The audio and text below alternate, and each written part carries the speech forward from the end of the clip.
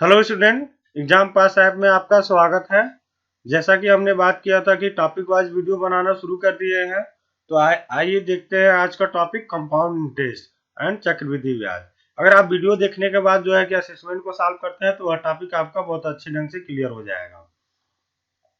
तो हम इस पे जो है कंपाउंड इंटरेस्ट जो है हमारा चक्रवृद्धि ब्याज पे, इस पे जो है हम आपको कॉन्सेप्ट बताएंगे, टिप्स एंड ट्रिक बताएंगे और एग्जाम्पल के साथ समझाएंगे। हम जो है इसका एक कॉन्सेप्ट वीडियो बना रखे हैं, उसको वॉच करने के बाद इसको देखिए। तो आइए देखते हैं, इसमें पहला एग्जांपल हमारा लेते हैं। मंजिता एक बैंक से 25,000 रुपए 10% वार्षिक चक्रवृद्धि ब्याज की दर से 3 वर्ष के लिए कर्ज लिया। चक्रवृद्धि ब्याज ज्ञात कीजिए। ठीक है, तो आइए देखते हैं चक्रवृद्धि ब्याज और डायरेक्ट फार्मूला हमारा क्या है, पी 1 + r/100 की पावर n -1। तो यहाँ पे अगर हम देखें, पी जो है हमारा 2500 रुपया है। यहाँ पे देखें 1 + आर जो है 10% वार्षिक की दर से है, 10/100 के पावर क्यू हो जाएगा 3 -1। तो ये होता है हमारा। यहाँ पे देखिए क्या हो जाएगा, 25,000, ये एक जीरो से एक जीरो कैंसिल हो, 10 का 10 1 11, 11/10 का क्यूब -1। 11 का क्यूब कितना होता है, 1331। अब बटा 10 का क्यूब 1000 -1। तो यहाँ पे देखें कितना हो जाएगा, 25,000। यहाँ जो है कि 1000 यहाँ पे आएगा तो 1331 में से माइनस होगा, 331 बचेगा। यहाँ पे देखेंगे 3 जीरो कैंसिल हो गया, 25 × 331 बराबर 25 से कम 25 को 5, 25 यहाँ 75 और 2 77 को 7, और 25 यहाँ 75 और 75 और 7 कितना हो गया, 82, यानी कि 8,275 रुपया। यानी कि चक्रवृद्धि ब्याज कितना हो जाएगा, 3 वर्ष का 25,000 रुपये का 10% की दर से 8,275 रुपये। आइए देखते हैं अगला क्वेश्चन। 12,000 रुपये का 1 वर्ष के लिए 6% वार्षिक की दर से वार्षिक और अर्धवार्षिक चक्रवृद्धि ब्याज का अंतर ज्ञात कीजिए। दर तो जो दे रखा है वो 6% वार्षिक है। एक बार आपको करना है वार्षिक, दूसरी बार क्या करना है, अर्धवार्षिक करना है। तो यहाँ पे देखिए क्या करना है हमें, सबसे पहले यहाँ पे अंतर आएगा। यहाँ पे देखिए मिश्रधन जब वार्षिक होगा तब कितना हो जाएगा, 12,000 तो मूलधन है, 1 + 6/100 के पावर 1, यानी कि 1 ईयर है तो वर्ष है तो 1 ही, 1 का पावर मतलब कुछ नहीं होता आपका। तो यहाँ 12,000, यहाँ जो है कि 106/100, यहाँ डबल जीरो कैंसिल, 120 × 106, 120 × 106 कितना हो जाएगा, एक जीरो तो ये आ गया। अब 12×6 = 72 को 2, और उसके बाद जो है कि ये जीरो है तो यहाँ 7 हो जाएगा, उसके बाद 12 कम 12, यानी कि 12,720। ठीक है, ये हो गया हमारा वार्षिक के तौर पे। अब अर्धवार्षिक पे देखते हैं। अर्धवार्षिक मतलब 6 महीने बाद जो है ब्याज के ऊपर भी ब्याज लग जाएगा। यानी कि यहाँ पे 12,000 रुपया है और दर क्या हो जाएगा, हमारा आधा हो जाता है। मैंने बताया था जब वार्षिक से अर्धवार्षिक मतलब छमाही, छमाही अगर हम छमाही पे चले जाते हैं तो दर हमारा आधा हो जाता है, समय जो है वो दुगना हो जाएगा। यानी कि 1 वर्ष में कितना छमाही हो जाएगा, 2 बार हो जाएगा। तो यहाँ पे देखिए कितना हो जाएगा, 12,000, और उसके बाद जो है कि 3 हो जाएगा, नहीं 103/100। यहाँ देखिए 100 का क्या हो जाएगा, यहाँ पे 4 टाइम जीरो आ जाएगा तो यानी कि एक जीरो बचेगा तो 1.2 हो जाएगा, 103 × 103।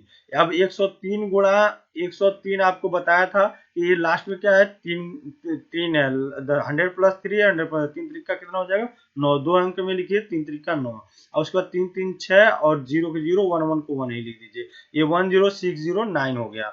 यहाँ पे 1.2 का मल्टीप्लाई करिए, 12 9 108, 08, 12 और 1 73 को 3, उसके बाद 73 के 3 है, यहाँ 0 है इसलिए 7 भी हो जाएगा। फिर 12 कम 12, एक अंक के बाद दशमलव, ये हो गया आपका 12,730 रुपये 80 पैसे। यहाँ पे देखिए अंतर कितना आया, 12,730 रुपये 80 पैसे में घटाएंगे तो 12,720 रुपये कितना आ जाएगा, ये हमारा आ जाएगा आपका 8 में 8 तो 8 ही रहेगा, यहाँ 10 या 0 से 0 हो गया, यहाँ देखिए 3 में से 2 गया 1, यानी 10.8, यानी 10 रुपये 80 पैसे का अंतर आएगा। कितने में, 12,000 रुपये का अगर हम वार्षिक के तौर पे गणना करते हैं और अर्धवार्षिक के तौर पे गणना करते हैं तो 10 रुपये 80 पैसे का अंतर आ जाएगा। ठीक है, आइए देखते हैं अगला एग्जाम्पल। अगला एग्जाम्पल हमारा है 40,000 रुपये का 8% वार्षिक की दर से चक्रवृद्धि ब्याज 6,656 रुपये है। समय ज्ञात कीजिए। तो यहाँ पे समय ज्ञात करना है, ब्याज दे रखा है इतना, तो मिसदान हमारा कितना हो जाएगा 40,000 प्लस 6,656 रुपये बराबर 46,656 रुपये। और यानी कि ए बराबर हमारा होगा P1 प्लस आर अपान 100 के पावर n। यहाँ पे ए जो है कि हमारा ये 4 6 6 5 6 दे रखा है, ये पी यहाँ आएगा तो 40 हो जाएगा, ये 000 रहेगा। ये बराबर 1 प्लस आर जो दे रखा है हमारा 8%, 8/100 के पावर n। तो देखिए यहाँ कितना हो जाएगा 4 दूना 8 ये 25 हो गया, और 25 से कम 25 एक 27/25 के पावर n हो गया। तो यहाँ जब सॉल्व करेंगे तो ये कितना आ जाएगा 729/625। इसको सॉल्व करके देख लीजिए, वीडियो अगर करना हो तो पॉज कर लीजिएगा। यहाँ 27/25 के पावर n, ठीक है। तो यहाँ पे देखिए कितना हो जाएगा, ये जो आपका है 27 का स्क्वायर, 25 का स्क्वायर, यानी कि यहाँ पे बेस जो है बराबर हो गया, तो यहाँ पावर भी बराबर हो जाएगा। यहाँ पे यानी कि a के पावर x बराबर a के पावर y होता है, तो x बराबर y हो जाता है। इस रूल से यहाँ n बराबर कितना हो गया 2 वर्ष। कितना हो जाएगा 2 वर्ष। तो आइए देखते हैं अगला एग्जाम्पल। पवन एक बैंक से 75,000 रुपये 3 वर्ष के लिए कर्ज लिया। बैंक पहले वर्ष के लिए 5%, दूसरे वर्ष के लिए 10% तथा तीसरे वर्ष के लिए 12% लगाता है। 3 वर्ष बाद पवन द्वारा बैंक को दिया गया धन ज्ञात कीजिए। ठीक है, तो यहाँ पे एक मूलधन है, उस पे जो है 3 दर दिया है। प्रत्येक वर्ष पहले वर्ष 5%, दूसरे वर्ष 10%, तीसरे वर्ष 12%। तो यहाँ देखते हैं डिफरेंट ईयर के लिए डिफरेंट रेट के लिए ये फार्मूला होता है हमारा। ए बराबर P1 plus R1/100, 1 plus R2/100, 1 plus R3/100। यहाँ 3 साल का है, 3 बार ही लेंगे। ए बराबर 75,000 प्लस 1 प्लस 5/100, 1 प्लस 10/100, 1 प्लस 12/100। तो यहाँ पे देखिए कितना हो जाएगा 75,000, 5 से 20 टाइम जाएगा, 20 एक 21/20, और ये हो जाएगा 10 एकम 10 एक 11/10, और ये हो जाएगा आपका देखिए 4 3 12, 4 से 25 टाइम, 25 से कम 25 और 3 28/25। इसको देखिए कितना आ जाएगा सॉल्व करेंगे तो ये आ जाएगा आपका, देखिए 1 0 ये 2 0, ये 2 0 कैंसिल हो गया, और उसके बाद इससे करा 25 या 75 30 आया, और ये जो है कि 30 आया जब, तो ये 2 से डिवाइड करेंगे 15 आ गया, 21 गुणा 11 गुणा 28।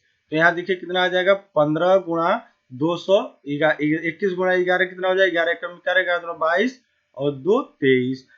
इसके बाद देखिए कितना आ जाएगा ए बराबर 15 गुणा 4 6 4 6 8, यानी कि ए आ जाएगा आपका 15 का डायरेक्ट गुणा करिए,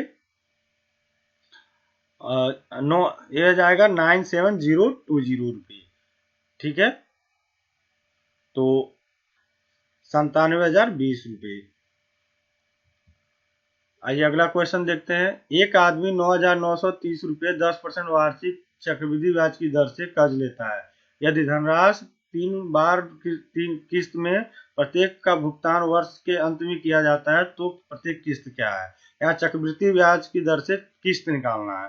तो किस्त के लिए फार्मूला हमारा होता है, ये जो अमाउंट, ये जो 9,930 रुपया दिया है, यहाँ x जो है प्रत्येक वर्ष जो देना है।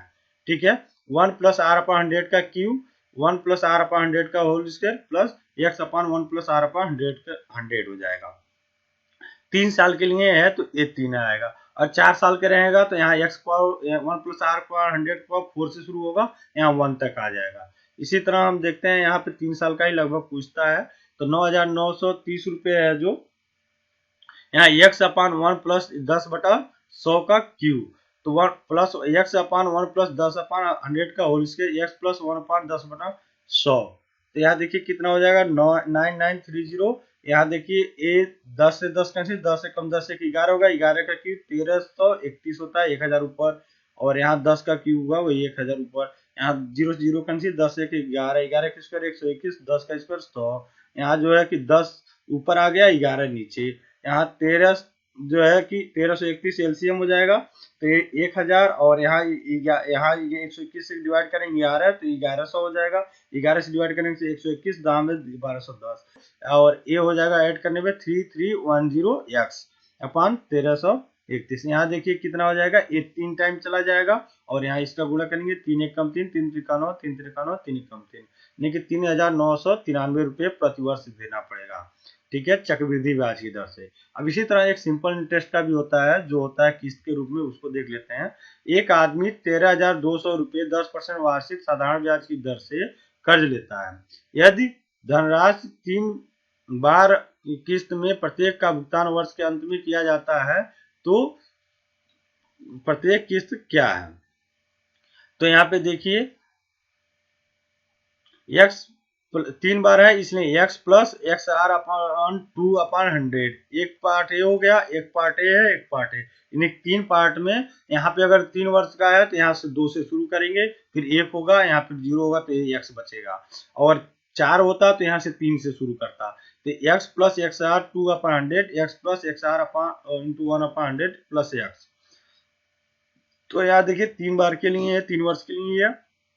x प्लस x हमारा जो है कोई किस्त है, ये जो है अमाउंट दे रखा है वही है। तो यहाँ 10 दूना 20, और यहाँ पे देखिए x into 10 into 1/100, x plus 13,200। यहाँ देखिए 10 दूना 20 हुआ, 0 से 0 कट गया, 2/10 0.2x हुआ, x प्लस 0.1x हो जाएगा प्लस x, और ये 3x ये हो जाएगा आपका 3.3x।